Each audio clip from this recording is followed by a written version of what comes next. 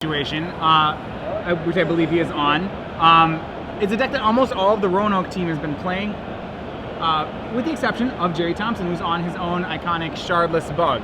We have an opening play for Gerry of a Deathrite Shaman. As I said last round, very ubiquitous as of late. Deathrite Shaman just seeing tons of play in Legacy. Right, so, and as you said, a ton of play, both players with their Deathrite Shamans, actually causes for a bunch of interesting interactions, as in the players may start trying to deny each other on the Deathrite Shamans by targeting when the other person targets. It looks like we won't see that happen though, as Gerry, recognizing just how important a Deathrite Shaman is, he's willing to go ahead and pitch a Jace the Mind Sculptor just to force of will the Deathrite. So if you're looking at the, for those of you who are just joining us, I'm Adrian Summon with Matthias Hunt. If you're looking at the screen and you're not a huge hardcore player of Legacy, you might be wondering what Deathblade is. Deathblade is the Stoneforge Mystic Dark Confidant deck that is also named by Deathrite Shaman. So basically lots and lots of really good creatures, control cards like Jace, like Swords to Plowshares, and then some nice hand disruption. Shardless Bug, on the other hand, is the Shardless Agent deck that basically runs Cascade spells to get those Ancestral Visions out for free, and a bunch of just very useful discard and kind of card advantages over your opponents. Right, so Gerry's really playing that card advantage game that you were talking about here. After starting the Deathrite Shaman, he actually only kept a 1-land hand, but he double suspended. He spent 2 Ancestral Visions, which basically means in 3 turns he's going to be getting a full 6 cards, which gives him reign to pretty much empty his hand right now, knowing that he'll get an entire new hand in a couple of turns. Now look how quickly Chris VanMeter is playing this. He drops a Liliana into play, announces verbally that he's going to be sacrificing one of Gerry's creatures, or forcing Gerry to sacrifice a creature, and still hasn't even tapped, and Gerry finishes his turn. This is awesomely fast play. They're 2 minutes into the game and they're already several turns in. Compare this to the play that we saw with Dave Shields, who's playing actually in the background behind Gerry Thompson. A much slower set of plays. Gerry here tosses away a Shardless Agent to a Force of Will to stop Jace the Mind Sculptor. And a big misstep there, I think, from Chris VanMeter. He opted to cast the Jace before activating Liliana. Gerry's hand was Shardless Agent, Force of Will. He was able to Force of Will that Jace the Mind Sculptor, and now that plus from Liliana had no discard from Gerry. We saw speed here from Chris VanMeter, maybe showing why a little bit more deliberation can matter. Right, so now without that Trump and Jace, he's gonna have to find a way to deal with six extra cards that are about to come Gerry's way. He does have a Stoneforge Mystic, but that's gonna be Stoneforge Mystic is going to have to work very hard here. Yeah, one of the reasons Chris might be playing so quickly is, oh, that's a Dark Confidant and a Stoneforge Mystic. One of the reasons he might be playing so quickly, we saw Dave Shields. We saw Dave Shields nearly go to time in one round and go to time in another round with this deck. And it's just one of those decks that can take a while, and Gerry's deck can take a while. Both of these players know that the game can go long, and Chris was, I think, just hoping to make sure that if he went to a game 3 that he could win it. Yeah. Gerry joking that Chris should really plus the Liliana after finding his equipment. But now Gerry, so a full hand of 7. Behind on the board, he's down a Dark Confidant, a Stoneforge Mystic, and a Planeswalker with a full grip. We're going to see just whether or not he can deal with all these threats. One of the things that is holding Gerry back is his mana disadvantage. He is way behind on board development, but he practically cast a Contract from below last turn, drawing 6 cards and then drawing 1 for his turn. That's 7 cards he didn't have a moment ago. Right, so he probably gets him out of his mana fix. And we're going to see Gerry's going to start with the Thought Seize. And goodbye equipment. That's a Batterskull gone to the yard. All right, so one of the 4, so the 4 cards he had to answer were the Batterskull, the Stoneforge Mystic, the Dark Confidant, and the Liliana. Answers 2 of them immediately and suspends yet another Ancestral Vision. Now, Stoneforge Mystic does not look very exciting if you don't have any equipment. And he immediately drew a replacement Dark Confidant. This is the new art Dark Confidant. If you're not used to seeing it, it's because Modern Masters has new art. Ancestral Visions number 3 ticks down. Jace the Mind Sculptor, better than all, bounces the bob. Alright, so we're going to see Gerry actually drew a Hymn to Turok there. A card that's pretty weak in this situation. He's going to try to get some value out of it. If he can keep the Jace on the board, he can unsummon with Jace and then hope to make Gerry discard cards. And that actually is not going to happen because Chris draws a Hymn to Torak and then empties Gerry's hand, drops the Dark Confidant back down. So Gerry, despite having drawn 7 cards, now is the one out of cards. He was not able to make a big enough dent in Chris VanMeter's board, even having 7 cards. Jace, the Mind Sculptor, activates the Brainstorm ability. That's draw 3 cards, put 2 back. We see a Force of Will, we see another Ancestral Visions, and we see Deathrite Shaman Tarmogoyf. All right, both of which join the table. Yeah, speaking of those cards, yeah, that's exactly what he's going to go with. So that's that 4th Ancestral Visions that he has there. Okay, this might be the first time I've seen this. Yeah, I think we're going to have dueling Jaces. Right, so remember, the new Legend rule, Jaces are no longer removal spells for other Jaces. You can do both. We will may only briefly see dueling Jaces, as Chris VanMeter will almost certainly use his Liliana to push through some damage and take out Gerry Thompson's Jace the Mind Sculptor. But yeah, he may be, debating the difference between, he has a couple lines. He can use Liliana to Edict, he can use Jace to unsummon Liliana to discard, which is probably a little, which that way gives him the option of picking which one dies. What about this? Jace, bounce Deathrite Shaman, then Liliana, Edict the Tarmogoyf, attack the Jace. Right, well no matter what, I think this play is going to end in attack the Jace. It's very unlikely that Gerry will get to keep his Jace this turn, but what Chris decides to do with it, how Chris decides to do it, is what he's tanking on right now. Boom. Boom. Boom.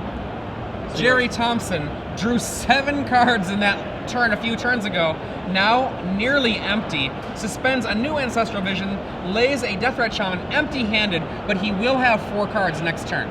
Right, so it's going to be really, the question is how many cards does Gerry need to equalize on this board? The thing is that even though Chris is running out of cards, he has so many virtual cards here. Every time he activates a Planeswalker, it's like drawing another card. Dark Confidant's actually drawing him more cards.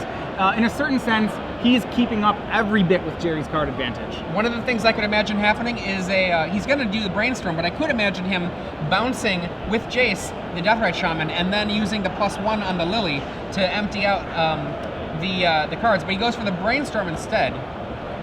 His hand is so full of stuff that basically does not interact with the board. Yeah, well, I mean, from Esper Stoneblade, it's hard to find much more of a board that Chris could have here. You know, he has both his Planeswalkers, he has 2 of his best creatures. I think he's probably 1 Deathrite Shaman short of really having all the threats in his deck assembled.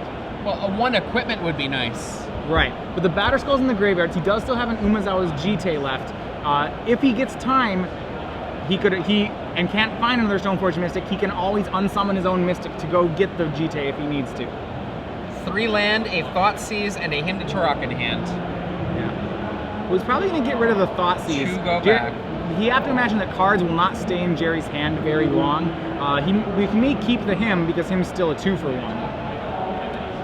Gerry is going to fill up in a moment. Yeah, and Chris is actually willing to let that Liliana go because I think he's viewing right now, he could have used Jace to unsummon and Liliana to discard it that way. I think he views the additional Brainstorm as Jace as more important than having the Liliana on the battlefield at this point. 3 cards, 1 card, up to 4. She has another Deathrite Shaman, a Force of Will. Force of Will a little late right now. A Polluted Delta and a Baleful Strix. Baleful Strix, blue-black for a 1/1 flying Death Touch bird. Draw a card when it comes into play. Yeah, it looks like Gerry's going to match his Baleful Strix with another Baleful Strix. Gives him a pretty good board presence, but there's this problem, you know, Chris has used his Jace at least 3 times here. It's really hard for Gerry to keep pace with this card advantage. Gerry has drawn so many cards, but it's trying to muster some sort of defense. Yeah, but I'm not even sure he's drawn as many cards. I mean, probably he's physically drawn as many cards, but, you know, it's close. Who is that? VanMeter is drawing, you know, right now he's drawing 3 cards a turn and getting to pick which cards they are. And Dark Confidant once again triggers 0. And as we knew beforehand, it was a fetch land there. It seems that Chris does want that additional card. He could have cracked a fetch land to get a new top of the deck there, but he's going to redraw that Thoughtseize. And we may see an emptying of Gerry's hand now from Chris VanMeter. Just one, so he can pretty much tie up all the loose ends here. One of the opening plays I expect will be either a Brainstorm effect from Jace the Mind Sculptor, which is what's happening, and I think he'll probably follow up with a Hymn to Turok. So many lands in hand, puts 2 back, leaves himself with 1 fetch land in hand. I predict before the beginning of his next draw step, he will use that fetch land in play to shuffle away those other lands. Well, yeah, and it's a pretty common move there with Brainstorm. You know, it doesn't just get you 1 card, it gets you more than 1 card. He has another Stoneforge Mystic in hand. He does not even need to sacrifice his land to do that play. Right. Yeah, and you know, once again, showcasing the power of Brainstorm, it draws more than 1 card when you want it to. Because of its ability to let you replace cards with different cards, it often is drawing 2 or even 3 cards, or it feels like it's drawing 2 or 3. Online from Twitter, I like @Hurricane's Hand says, wow, what would a Blood Moon do here? Well, it would make both of these players, if a third player suddenly stepped up and put down a Blood Moon, it would make both of these players pretty sad. Well, Blood Moon's we see a lot of Blood Moon against Shardless Bug, actually. Shardless Bug is a deck with no basics. It's very vulnerable to Blood Moon. As for Deathblade, I do believe plays... Well, actually, no, it also does not play any basics. Yeah. So yeah, both decks are very soft to Blood Moon. We see a Brainstorm the Spell Brainstorm cast by Chris VanMeter. Yet more lands and Thought Seizes. Yeah, well, I mean, he's really just trying to prepare for any contingency of what Gerry could have or what Gerry could draw. The thing is, like you said before, he has all his most powerful cards in play. So when you have another Stoneforge Mystic in your hand, even, like, the question kind of begs the question, what are you even looking for at this point? You know, the answer, just be more 1-for-1s, just some insurance, I suppose. 2 cards go back. So right now, yeah, he does have the lands. He has the Hymn to Turok. He has a Stoneforge Mystic. He does not have a Swords yet. Death Touch, such a nice ability. Right, yeah, the Baleful Strixes are actually doing a good amount of work here. They're threatening the Jace and keeping Chris's attacks out. But that said, so Chris, instead of going to work on Gerry's board, is going to work on Gerry's hand. And Gerry loses Force of Will and a land. I think it was a fetch land. Yeah, I think it's a Verdant Catacombs. Left with 1 card in hand. And one of the ways that Chris can get advantage would be if he can get that equipment to find Stoneforge Mystic. That is a way he can gain an advantage. Interestingly, his Jace currently is threatened here from the Baleful Strixes. Thoughtseize from Chris VanMeter. And that'll get the Deathrite Shaman.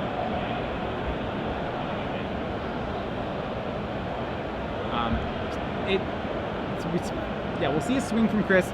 The fact that Gerry's at 6, Chris wants to put enough pressure here that Gerry actually can't afford to attack the Jace with the Baleful Strixes. If he can pull that off, then he'll get to keep his Jace, which should be enough for a victory.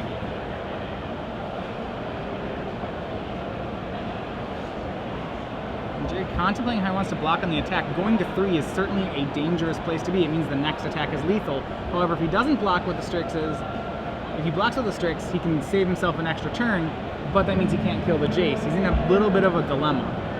And part of the problem, too, is there's still mana open. He does not know that, for example, if he does go for the kill the Jace plan, that it's possible that Chris might just have a removal spell. Right. He goes for a halfway effect, blocks the Dark Confidant, takes 1. Chris replaces it. So now, without a lethal attack on Jace, Gerry's going to have to... He has 1 draw, and still... It's funny, so this board of Planeswalker, Dark Confidant, Stoneforge Mystic is the exact same board that Chris had when Gerry got to draw 6 cards off those first 2 Ancestral Visions, and it's like 3 Ancestral Visions later, Gerry hasn't made a dent into that board. In fact, Chris has just replaced the Liliana with a Jace. He's actually made his board better through all 9 of those extra cards. Dark Confidant says Creeping Tar Pit. Yeah, and Gerry seems a little resigned right now. That particular kind of shrug that only Gerry seems to be able to do. Yeah, you know, and I know, yeah, Gerry, unlike Brad Nelson, Gerry's the kind of person who will always make his opponent play out the entire game. We saw last time, you know, this probably may be the kind of situation where if you think a time's an issue, you may move to another game.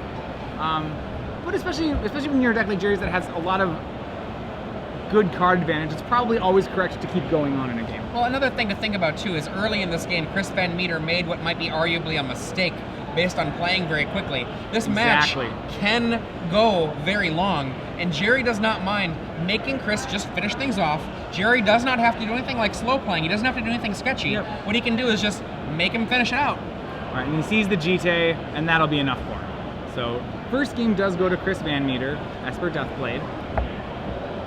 And so for the second game, there was some sideboarding. I was talking a little bit in the last one about Gerry and this matchup. How he said he views this matchup is he said it's all about board presence. I think that probably couldn't have been demonstrated more by this last game we just saw. Yeah, that makes a lot of sense. When we say board presence, obviously what we mean is who has anything relevant on the table. Relevant cards are Jace the Mind Sculptor, any equipment, Tarmogoyf, Dark Confidant, Liliana of the Veil. Those are the primary relevant cards. A permanent. Yeah. The thing is, for Gerry's deck, Gerry has a ton of disruption. His hand didn't really play out that way, though. Normally, the way this deck plays, you get a Shardless Agent. The Shardless Agent has been set up to get you a card like Ancestral Vision, and you immediately get your reward. Instead, it came out kind of slowly, and that gave Chris VanMeter time to answer everything, drop his own Jace, and then take the game away with that Jace. All right. Yeah, and it really, so when I talked to him, he said he viewed it as basically all about board control, and he said he sideboards accordingly. One of the cards he says that he brings out in this matchup that almost no other player does is he boards out Hymn to Turox in this matchup, actually. Gerry boards out Hymns? Yes. That's interesting. Yeah, he says the card's good, but it doesn't affect the board. And we did kind of see that last game. Gerry was behind on the board, and it didn't really matter how many card advantages, how many 3-for-1s he played. He just couldn't get back in the game. That makes sense to me in certain ways, because when the game can be about, can you answer a Jace?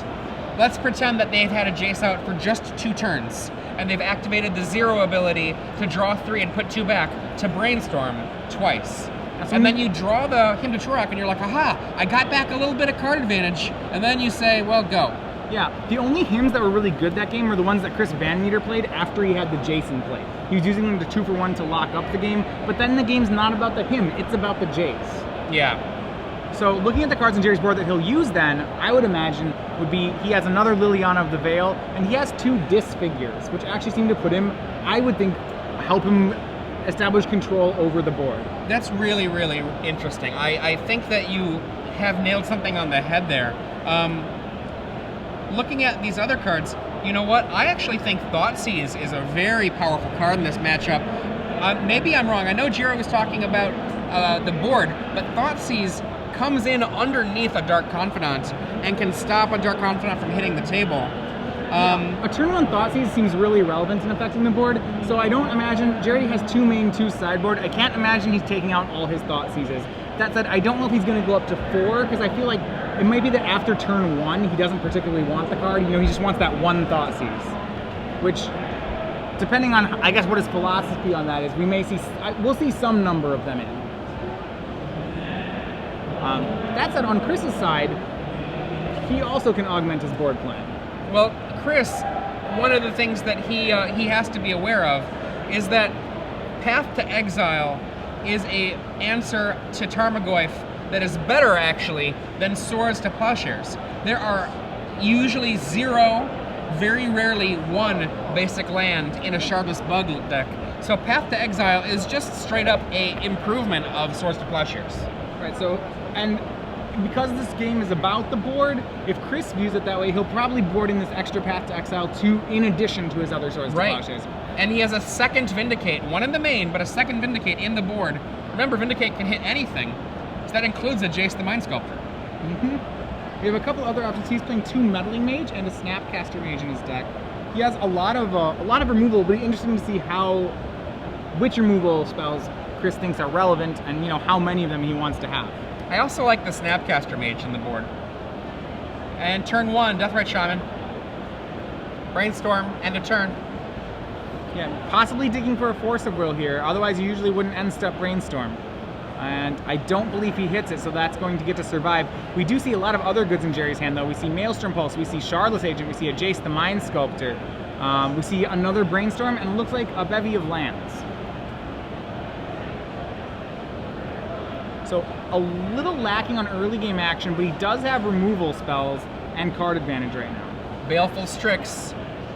I mean, part of it, obviously the Brainstorm there, a little less effective cast like it was in terms of improving the hand, but there's only so much time sometimes in the early game. You can't monkey around sometimes. Right, sometimes you just have to cycle the card because you need more. You need, if Gerry's hand's really lacking in something, like a turn 2 play, he just needs to play that right away, even though it's for less than full value. We see a fetch from Chris VanMeter. This gives him access to 3 mana if you include the Deathrite Shaman. Right, so the 3 mana could be a Liliana, or it could be one of the deck's iconic 2-drops. And it looks like it's going to be 3. And Liliana eats the Baleful Strix. And such respect for Baleful Strix there that it gets a Liliana edict. It draws a card and then gets the main activation of a Planeswalker. Still pretty good here. And Gerry is not particularly unhappy with that trade in just the abstract sense, putting a creature into play, drawing a card, and then knocking out the first edict that is possible from Chris VanMeter. Both those players are basically fairly happy with that. Okay, we're going to have our first casting of Shardless Agent in this matchup. He had a decision here. He could either blindly Shardless Agent or he could Maelstrom Pulse, probably at the Deathrite Shaman. I think his biggest fear would be that Chris resolves a Jace this next turn, because Gerry does not have a Force of Will. So he could Maelstrom Pulse to avoid that, but I think he's determined that that's too much of a cost. He's going to go ahead and try to get it this way. Spin the wheel. And he gets to have his take Disfigure. and eat it too. He gets a 2/2 and he gets the Deathrite Shaman. So Shardless Agent is the card which gives Shardless Bug its name Shardless. It's a card from the Commander set, I believe. And just a 2/2 with Cascade. Probably most relevant about it is its mana cost and its colors. Looking at that artifact creature, it is a weird card. You can see a swords to, what's it, a swords or a path. Lingering Souls, actually. A Lingering Souls Snapcaster Mage in his hand. Another Deathrite Shaman. So yeah, a lot of creatures, which seems pretty good for VanMeter here. Just a lot of ways to interact with the board. He's going to continue to play threats, and he has a lot of threats that really hit twice. Lingering Souls, Snapcaster Mage. It's going to be on Gerry's deck, the deck with probably more card advantage, to see whether or not he can answer all of them. When they do a discard, Brainstorm and Snapcaster go away. Now, interestingly, he decided to discard a Snapcaster Mage instead of discarding a Lingering Souls. He values those 2/1/1s so much in this matchup. Gerry Thompson now having to make a decision, and it's Jace the Mind Sculptor. Bounces the Dark Confidant. Shardless Agent comes in at Lily. Lily dies. Yep, Chris had to pick between Deathrite Shaman and Liliana, and he chose to keep the Deathrite Shaman. Both players really here pushing back and forth for who can control the board. If he's got a land in hand, and I think he does, he'll have access to up to 5 mana, and that 5 including the Deathrite Shaman, and that would allow him to play, for example, a Lingering Souls from hand and flashback, or a Lingering Souls and a Dark Confidant once again. Yeah, he's going to have to commit hard right now to the board. Reason being is that Gerry has a Jace, and the Jace isn't going to die this turn. Okay, and we see that he does not have the land, attacks Jace for 1, dropping Jace down to 1. Yeah, and what this is going to mean is that Gerry can't unsummon with Jace this turn.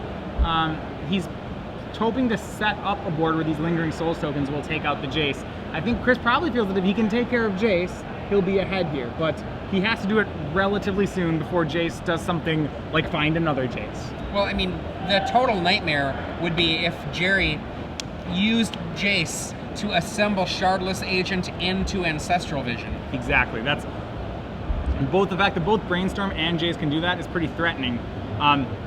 Because Gerry discarded a Brainstorm, he probably doesn't have that in his hand at the moment. However, see a Fate Seal effect. Yeah. That is the +2 from Jace. Look at the top card of a player's library, and you may put it on the bottom if you choose. Yep, he will do that to Chris VanMeter, looking at it and putting it on the bottom. 3 mana. Maelstrom Pulse gets Deathrite Shaman. Yeah, I think one of the ways that Gerry wants to improve his board state right now is what it looks like he's trying to do is he's going to go at Chris's mana. He sees that if Chris can only cast 1 spell per turn, Chris probably won't be able to keep pace with Jace. I mean, it's very hard to keep pace with Jace to begin with. but when you're choked out on mana, it's just practically impossible. Yeah, what's really interesting is that Gerry chose to Maelstrom Pulse the Deathrite Shaman instead of, he had the option to wait for Chris to flashback Lingering Souls and to Maelstrom Pulse the Spirit tokens, which is one of his only ways to actually take care of all those creatures, but he values the Deathrite Shaman and the mana so much in his game plan that he's going to go ahead and make that play instead. And as you see, like, this is certainly a strategy, and it's pretty good here. Chris is really lacking on resources. And he comes after the Jace, trying to get that Jace off the table. So we see a Brainstorm, a Polluted Delta, a Dark Confidant, all from VanMeter. Remember, and also that Brainstorm fetchland trick can't be used because Chris VanMeter has been wastelanded off all his blue sources currently. Let's go back to Gerry Thompson. Gerry here, very commanding presence. Shardless Agent marches in once again. And then with Chris VanMeter not flashing back the Lingering Souls, it does give Gerry the opportunity to eat it with his Deathrite Shaman in play. Yeah, so the reason Gerry, the thing is that Gerry kind of has a trick up his sleeve right now in that Golgari charm. It takes care of the Lingering Souls token, and it takes care of the Dark Confidant. It's a pretty big, I think it's fair to say it's a pretty big blowout right now. Gerry Thompson uses the Fate Seal ability on himself. -1/-1 to all creatures. Exactly. Boom. Die, die, die. I will lose nothing. Right, and now remember, that's... How about you lose 2 more life when I remove your Lingering Souls from the graveyard? Now how are you doing? Chris left with just lands and no way to meaningfully interact with Jace. And if Jace as we saw last game on VanMeter's side, if the Jace doesn't get answered, the Jace will win the game. For those of you who are just joining us, I'm Adrian Sullivan here with Matthias Hunt. This is SCG Live, the StarCityGames.com Open Series, featuring the Invitational here in New Jersey. On the left, Chris VanMeter with Deathblade. On the right, Gerry Thompson with Shardless Bug. Shardless Bug, the black-blue-green deck, so named by its Shardless Agent card, a card that is fairly new to a lot of tournament play. I think it was last year at Origins that we first saw Shardless Bug. Origins, the large gaming convention, at the SCG there. I want to say that was Joey Pasco and Cedric Phillips commentating at that event, really making its debut that weekend. Yeah, and eventually, as we said, this Shardless Bug deck, piloted by Gerry, was the winner of the last Invitational. This is almost card for card the same deck. So Chris, having drawn for the turn, he does have a Brainstorm and a GT, but he has no creatures to put it on. He's gotten far enough behind on the board that it's going to be really hard. So sorry, he does have one creature, but so he has a Dark Confidant. Still going to be hard pressed here. Now he does not lay the Umezawa's GT, I believe, primarily basing this on the idea that maybe Gerry will not use the Jace to bounce the Dark Confidant, and then if so, he can drop the GT into play, equip it, attack, and then with any luck, have an active Umezawa's GT that can do something useful to the table. Yeah, there's not too much value lost in hiding the GT here. We haven't seen any indication of Thought Seizes from Gerry either. In for a total of 6 here, knocking Chris VanMeter. Well, in for 3 and attempts for 6. Yeah, the Wasteland in play, left untapped, kills the Creeping Tar Pit. And Gerry suspends an Ancestral Visions, just kind of letting Chris know that if Chris does deal with the Jace, he's going to have to deal with a lot more. Didn't wait to try to cascade into it. He's perfectly fine just suspending it. Untap. And what do we have? Anything to change the world? Dark Confidant once again. So recast the card Confidant, leaving up potential Swords to Plowshare's mana. He had that quick switch there at the end, which is either sometimes can be a tell that it's actually not that the answer isn't there. Attack for 2, leaves Deathrite Shaman up to do 2 damage. Yeah, now remember, Deathrite Shaman can actually do the remainder of Chris's life total all by itself. So Chris is going to have to find a removal spell for Deathrite Shaman relatively quickly. And rather than look forward, he's going to go ahead and move to game 3. I mean, he sees the writing on the wall. Gerry now brings it to 1-1, going to a game 3. Chris VanMeter took game 1, Gerry Thompson takes game 2, and now they shuffle up, looking to see which one of these players is going to still be very much on track for a definitive top 8. Right. So looking at game 3, it seems like both players here really, I think they seem to be on the same level with the matchup based on how they've sideboarded. Both players seem to cut all their discard and just went for really impactful spells. Lingering Souls and Snapcaster Mage, both making an appearance from Chris VanMeter, which is to say they both are committing to the idea that the board is what matters.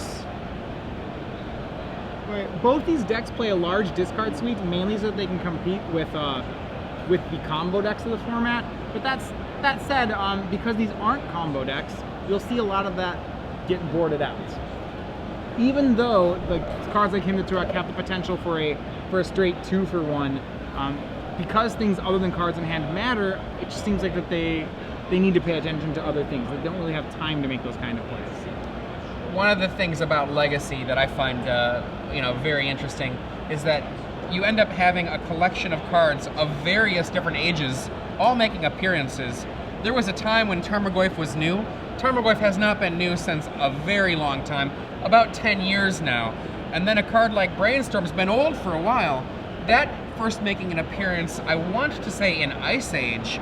So we've got cards that are like about 18 years old, we got cards that are 10 years old, and then we have a card like Deathrite Shaman, which is only about a year old, not even a year old, I don't think.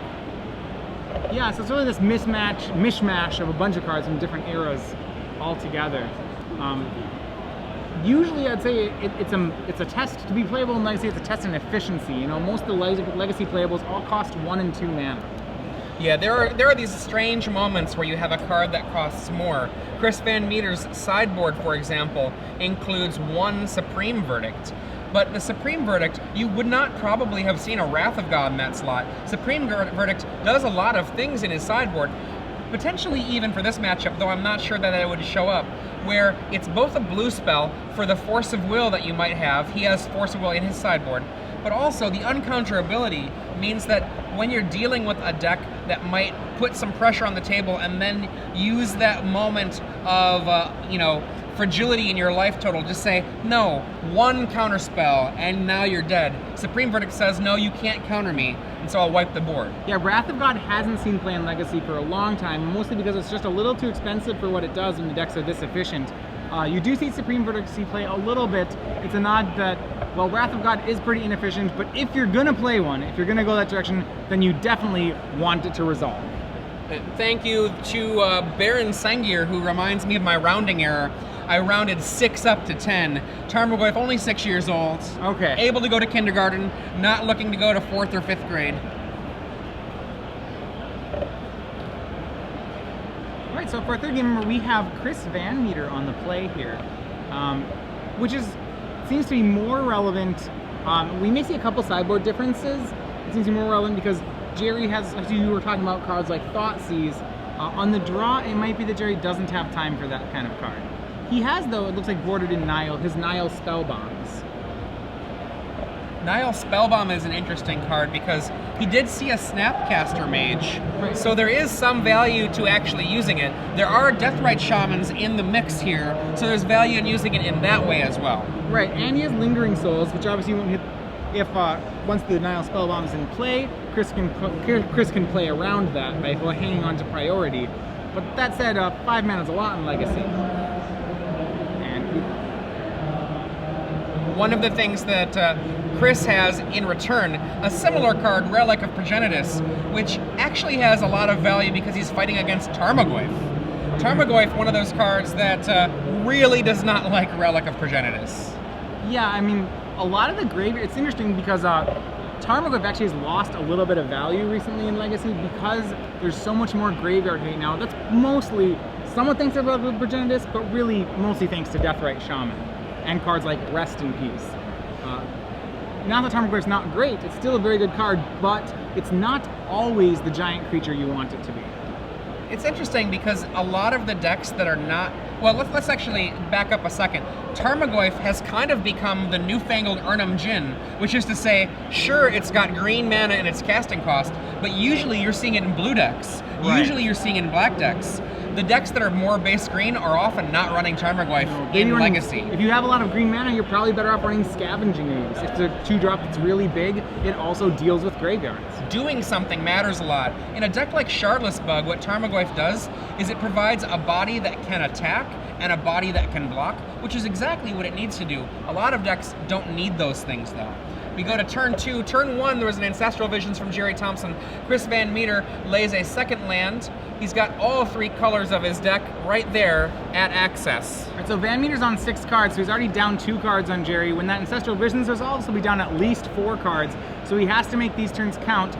I think he probably wishes he had something like a Dark Confidant, something that committed to the board a little harder, but he's going to go with a Hymn to Turok. Now, Chris VanMeter, clearly not in the Gerry Thompson camp of thinking that this is about pure card advantage. We'll have to see how this works out.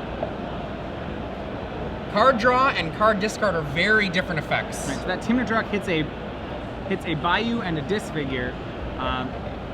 One of the things that Hymn to Turok can be really good at is land screwing people. It's one of the few discard spells that can just hit all your lands, and I think it may have done just that to Gerry Thompson. 1, 2, 3 draws with the Brainstorm. 2 are going to go back. It looks like he found 1 land there. Yeah, but here's the thing. He didn't find a shuffle effect to go with those lands. A very well-timed Wasteland could be back-breaking for Gerry. Yeah. One of the things about Hymn to Turok, old school players who know, or regular Legacy players who know, Hymn to Turok's discard, black, sorcery, says discard 2 cards at random. It can hit all your lands. Random is a dangerous, scary thing. It's probably why, to be honest, they try not to print cards like that very often. Gerry does have a virtual 3rd land in the Deathrite Shaman. But the reason they don't want to do that is because of the potential, if Gerry could keep a 3-lander and get both his lands ripped out, and it sometimes can stop a game from happening. Gerry's still in the game, but it's difficult right now. Thoughtseize from Chris VanMeter to follow up that Hymn to Turok. Excellent follow-up. What do you have left, Gerry? We see Jace, which is a pretty good card. We see Tarmogoyf. We see Nihil Spellbomb. And remember, Chris VanMeter knows that there's a card on top of Gerry's deck that has Gerry hidden put it away. There. So the interesting thing is, how much Moxie do you think Gerry had? Was Gerry good enough to hide the 4th land for the Jace? Chris decides he doesn't want to take that risk. He's going to take Jace the Mind Sculptor. So, but it's funny because by doing that, he is allowing Gerry to cast a Tarmogoyf. Tarmogoyf is, well, first Deathrite Shaman attacks for 1. Tarmogoyf follows it up. Pardon me, Shardless Agent. My bad. So that was not an attack. He's removing a land. The Shardless Agent finds a Baleful Strix. All right, now Gerry, just what we said about the board state, Gerry's right now up 3 creatures to 0. He has extra cards coming in. That'll help him because he's already ahead. Chris has to catch up. 4 mana here. Remember, he knows there's a Tarmogoyf waiting in the wings in Gerry Thompson's hand. Right, and also Ancestral Vision ticking down. So he has options. He either can make the Stoneforge Mystic he drew, or he can do something like Snapcaster Hymn to Turok right now. Wow, Snapcaster Hymn is really interesting. But Ancestral Visions will recover Gerry very quickly from that in 2 turns. We see that Snapcaster and the Visions. 2 cards gone. Oh my goodness, that was a good Hymn to Turok. It is pretty good for for Chris, that Gerry was not able to cast all those Tarmogoyfs. Gerry was left with just Nihil Spellbomb. I mean, that was 8 power that just went away. Right. At least 8. Once Nihil Spellbomb hits the graveyard, it's more.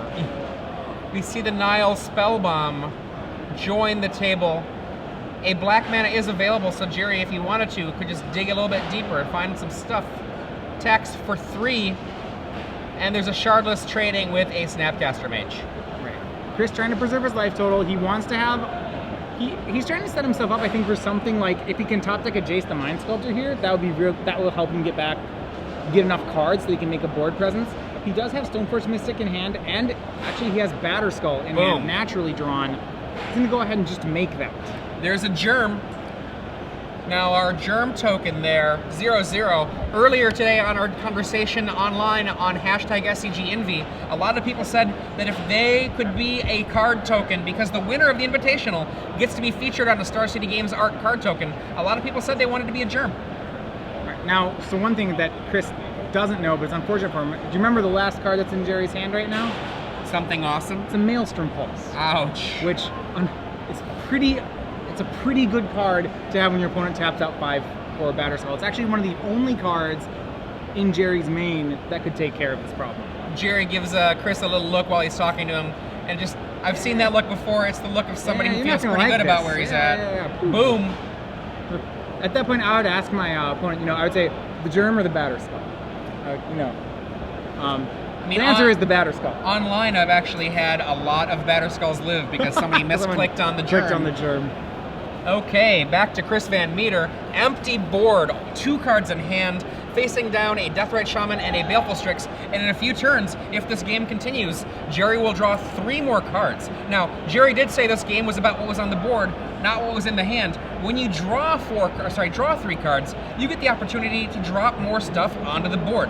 When you discard, you might draw a discard spell after the fact, when it doesn't matter. Yeah, well, one thing we've seen here is that it's all, in all 3 of our games, all of which have been fairly competitive, whichever player, once a player got ahead by 2 cards on the board, it seems like they never relinquish that control.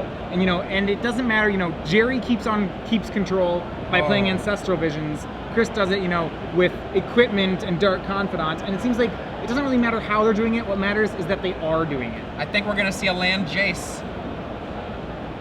Well, with this many cards, it wouldn't be surprising to see that come from Gerry. 3 land in play and a Deathrite Shaman in play. Okay, I guess I must have misseen that card. It must not be a Jace. He's got to make sure that GT doesn't get counters on it, if at all possible. He does have cards like Abrupt Decay to try to help that out a bit, or even just Disfigure for Stoneforge Mystic. We'll see if he has any of those right now. Only 1 card in Chris VanMeter's hand right now. 1 2 mana. Equip. Attack. All right, let's gonna see if it works. Gerry's gonna start by shuffling away on the top of his deck.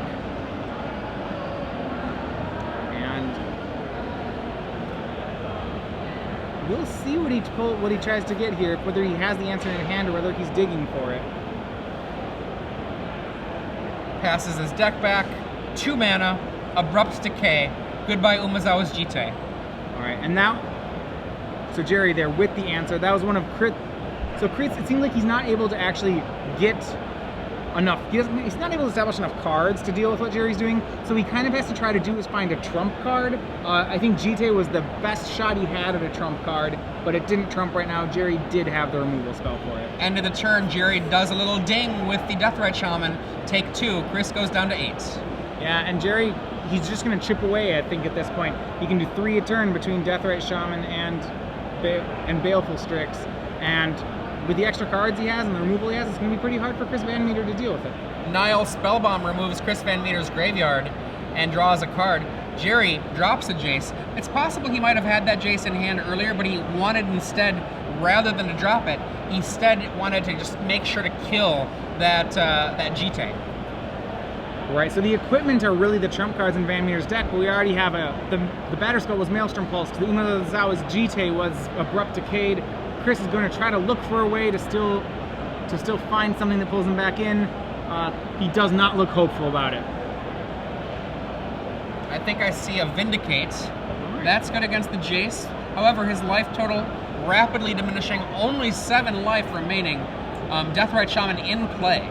Yeah, and what's interesting is so what Chris will have to do to help his own life total is get his own Deathrite Shaman going to hope to gain some life back.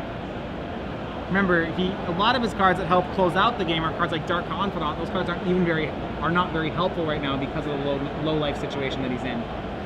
One of the reasons that life is one of the pillars of the game is just because of situations like this. All the cards in the world won't matter if you're dead. Right, so he has, I think, another Stoneforge Mystic. He only plays 2 pieces of equipment between main and board, so they're just 1/2s at the moment. Chris VanMeter says, well, I can't block your Strix, and your Deathrite Shaman's just going to dome me. I'll attack you for 1. Gerry draws another Shardless Agent, just going to continue adding more to the board. Shardless Agent says, Golgari Charm. All right. And he's like, I'm not even going to cast it. That is something you can do with Cascade. You can just choose not to cast the spell, and it won't happen. Right. There are 3 different modes on that Golgari Charm, none of which were particularly exciting. There was no enchantment. Shrinking creatures was actively bad for Gerry, and regenerating his own creatures was useless. By the way, he has VanMeter down to 6. Which looks like it's going to be 4, then 2 off Deathrite Shaman. Yeah, it's 3 activations of Deathrite Shaman. So we'll see 1 on end step here. Gerry just needs 2 more. The whole Air Force here looks great, but will it be enough? Let's find out. 4 cards, 3 from the Ancestral Vision, and then 1. Gerry specifies targeting myself. Remember, Ancestral Visions does target. That is a sick, sick situation. And Chris VanMeter, I don't believe he has any immediate life gain outside of swordsing his own creature. Because of that, it's going to be pretty... Well, he needs to draw a swords for Deathrite Shaman immediately. You might be saying to yourself, but Matthias, I think that Jite and Batterskull gain life. Well, those cards are both in the yard or removed from game already. And Gerry actually presents another lethal attacker with Creeping Tar Pit. Chris will need an answer to that as well. He gives himself an Insurance Deathrite Shaman, and Chris VanMeter's That is he thought seizes she Gerry wrote. for the honorable path.